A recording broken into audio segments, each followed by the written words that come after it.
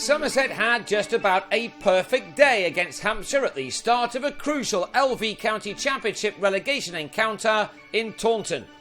Put in on a green pitch, Hampshire, who began this match in the bottom two places, but only 5 points behind their hosts here after winning their last two games, got off to a good start. Michael Carberry leading the way in an opening partnership of 49 with Jimmy Adams, who'd made only 7 of those when he was run out by Jamie Overton.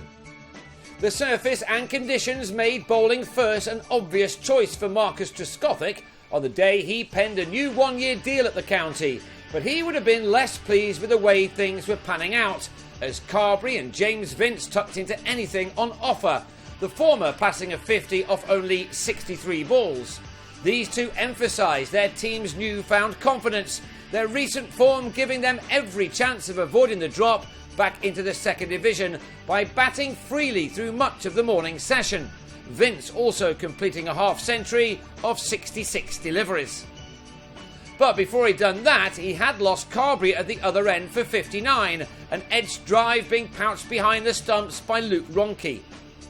Hampshire still went to the break well placed on 132 for 2, and things started off well enough in the afternoon for them as well, Vince moving up to 60. But with a total on 146, he was out in an almost identical fashion to Carberry, only this time it was Lewis Gregory with the ball and Jim Allenby with the catch. Will Smith then kept the innings moving forward in partnership with Liam Dawson before a sudden collapse. It began when Smith on 21 nicked off to Allenby, with Hampshire now on 172 for 4. 4 runs later and they were 5 down, Sean Irvine going in the same way. Then next ball, Allenby struck again. Adam Wheater very well held by Ronchi, who just kept the edge off the ground. Allenby, probably for the first time as a Somerset player, was delivering a telling spell and was so very close to a hat-trick as Ryan McLaren also nearly went for a golden. The South African, with help from Dawson, then stopped the rot for a while in taking their side beyond 200 for a first batting bonus point. But with a total at 203, McLaren was strangled down the leg side by Craig Overton, the batsman on his way for 18. On a day where one wicket seemed to be repeated, Gareth Bird gave Ronchi his 5th catch of what was a very good day for the Kiwi keeper, Jamie Overton the bowler on this occasion. It was then 6 dismissals for Ronchi when Mason Crane went fishing outside his off stump off Jamie Overton, a wicket which now left the visitors on 227 for 9. Dawson helped add 13 runs for the last wicket before he was out at tee for 48.